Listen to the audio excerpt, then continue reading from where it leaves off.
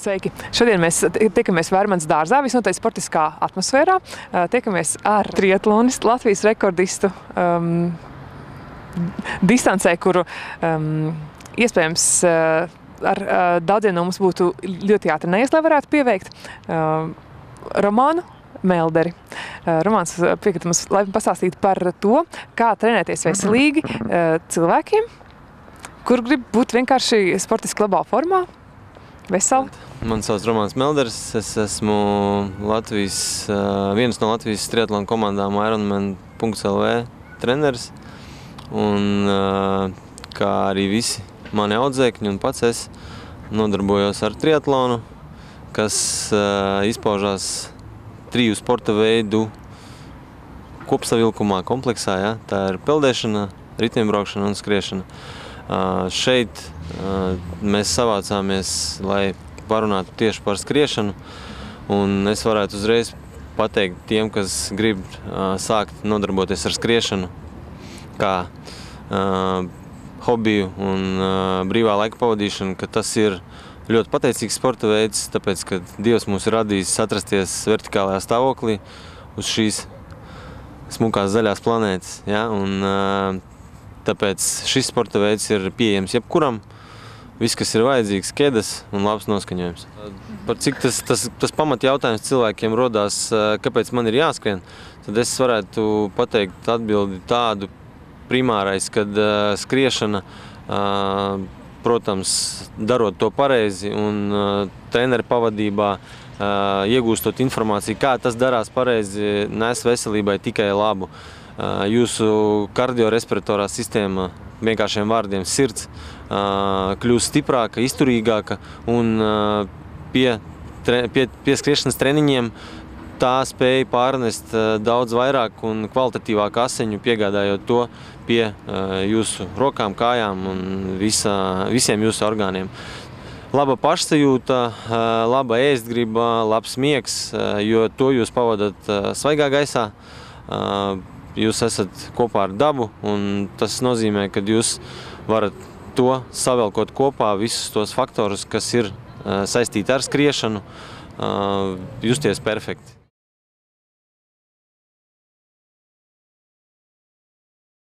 Es varētu kā treneris rekomendēt visiem primāri mēģināt adaptēt savu ķermeni tieši skrējienam kā tādam. Ja jūs jūtat, kad jums ir kaut kādas problēmas ar veselību, ja jums ir varbūt liekais svars sākuma stadijā, kad jūs sākat nodarboties ar sportu, jūs nejūtaties uz šo brīdi labi, ideāli, kā jūs gribētos, tad es kā treneris rekomendētu sekot līdzi pareizai pārtikai, pareizai ēšanai, tam uzturam, ko jūs lietojat ikdienā, tas ir ļoti svarīgi.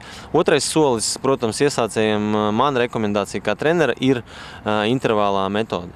Tas nozīmē, ka jūs mainat skriešanu ar iešanu, kas jums neļaus savu organismu nogurdināt priekšlaicīgi ar, teiksim, skriešanu, varbūt, kur jūs neizprotat līdz galam un jūs skrienat pārāk ātri priekš sevis un kaut kādā brīdī jūs sagursiet un jūs no skriešanas negūsiet to baudu, ko jūs varētu gūt, kā jebkurš cits skrējējs, atrodoties jau tajā līmenī, kad viņš var atļauties skriet.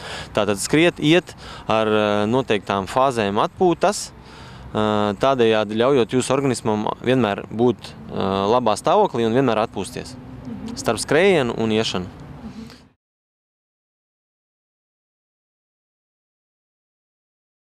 Pareizais uzturs noteikti ir tas uzturs, kas ir pēc iespējas vieglāks organismam pārstrādē.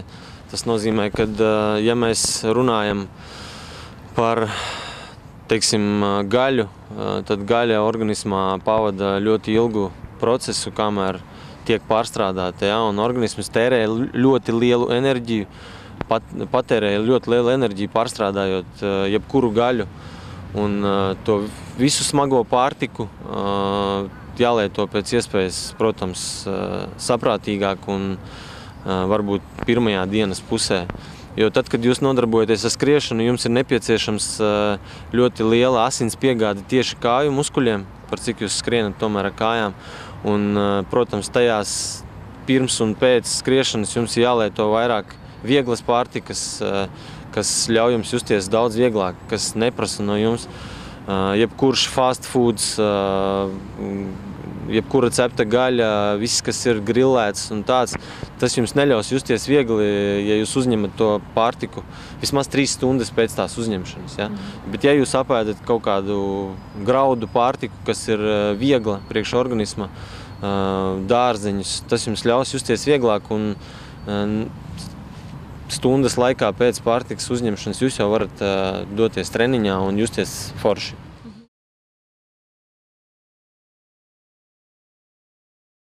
Tas ir atkarīgs, man tas biežs jautājums tiek uzdots, kad ir labāk trenēties. Es varu pateikt tā, ka es kā cilvēks varētu pateikt, ka labāk varbūt to darīt pirmajā dienas pusē, bet ir tāds faktors, kad ir jāmāk ļoti ieklausīties sevī. Ja jūs no rīta esat ļoti miegains un jums tas nesagādā baudu, tas treniņš, tad tomēr pārceliet to uz otras dienas pusi vai uz vakaru un trenējieties tad, kad jums patīk. Nedariet to priekš. Ja jūs sportojat priekš kaut kā, tad tā ir izrādīšanās un tas nav vajadzīgs. Ja jūs sportojat priekš sevis, tad dariet to ar baudu. Un jebkuram treniņam ir jābūt izdarītam tā, kad jūs jūtat gandarījumu pēc tā.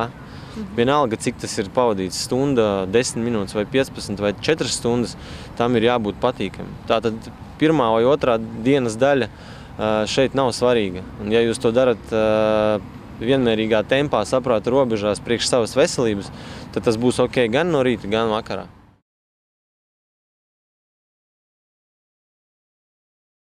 Viennozīmīgi iesācējiem nevajadzētu, kā es minēju pašā sākumā, tad organisms ir jāadoptē jebkurai slodzei. Un, protams, cilvēks, kas to dara priekš veselības, viņam pietiktu varbūt 3 reizes nedēļā tajā slodzē vienmērīgā pavadīt no 30 minūtēm līdz stundai. Tas būtu pilnīgi pietiekoši, lai labi justies pavadot vēl, protams, kaut kādu laiku brīvdienās pastaigās un brīvā dabā, svaigā gaisā, lai būtu pēc iespējas vairāk skābekļi.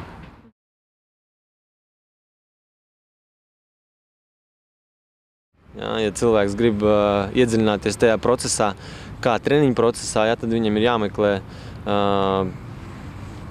tas ceļš, kurš viņam patiktu visvairāk, tātad vai nu piesaistīt kaut kādus draugus vai treneri, jā, lasot kaut kādu literatūru, meklējot padomus un pakāpeniski, nenodarot sev pāri, mēģināt palielināt to slodzi. Jā. Ja viņš ir trenējies 2 reizes nedēļā un viņš izvirzīs sev mērķi pēc gada noskriet kaut kādu noteiktu sacensību, jā, pusmaratonu, jā, tad viņam ir tā slodze pakāpeniski jāpalielina. No fizioloģiskā viedokļa jūs nedrīkstat pārsniegt 15% robežu gada laikā. Ja jūs esat skrējis 2 reizes nedēļā, tas nozīmē, ka jums ir jāaprēķina tāds apjoms, lai tas būtu pa 15% vairāk pie iepriekšējā apjoma.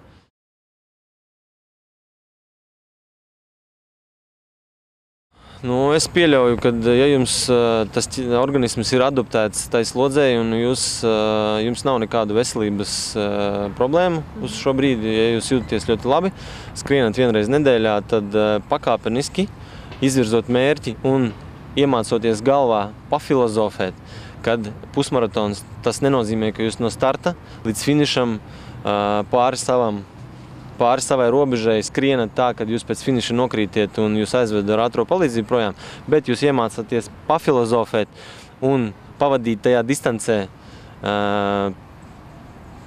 neierobežotu laika posmu, vienalga, cik tas būs stunda, 2, 3 vai 4, un pabeidzot šo distanci, tad es domāju, ka jums pietiek arī ar pusgadu sagatavošanās.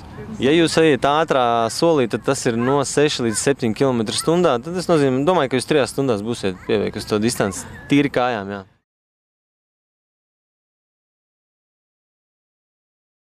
Jā, no zinātniskā viedokļa iesildīšanās ir vajadzīga tāpēc, kad ir jāieslēdz tā saucamie aerobie procesi. Tad, kad jūs atrodaties miera stāvoklī, jūsu asinsrite nepiegādā tās asinis tik daudz muskuļiem, cik ir nepieciešams, piemēram, skrējiena laikā, ja, lielām ekstremitātēm. Tas nozīmē kāju muskuļiem. Tāpēc ir vajadzīga neliela laika fāze, lai ieslēgtu to procesu un to asinsriti pātrinātu, sirdsdarbību pātrinātu, lai skrējiena laikā jau justies labāk.